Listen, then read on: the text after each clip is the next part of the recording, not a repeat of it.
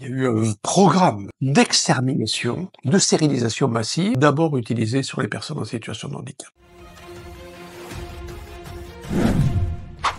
Parler de la Deuxième Guerre mondiale, qui a suivi de très près la précédente, c'est parler d'abord, dans le champ qui nous préoccupe, du traitement qui a été réservé aux personnes blessées dans leur corps ou dans leur esprit. Du côté de l'Allemagne et du Troisième Reich, une des premières actions qu'a fait Hitler quand il est arrivé au pouvoir, c'est d'ouvrir un bureau spécialisé dans la détection des personnes, des familles, où il y avait des malades ou des personnes handicapées. Il y a eu un programme d'extermination, de stérilisation massive, utilisé ensuite sur le peuple juif, les tziganes, homosexuels, d'abord utilisé sur les personnes en situation de handicap. Du côté de la France, il y a eu un abandon, notamment des personnes avec des troubles psychiques. Ces personnes ont été abandonnées à la mort, à la faim, au manque de soins, dans les hôpitaux chargés de les accueillir et de les soigner. Et c'est cela d'ailleurs que j'ai voulu signifier et rappeler dans l'initiative nationale que j'ai prise en 2016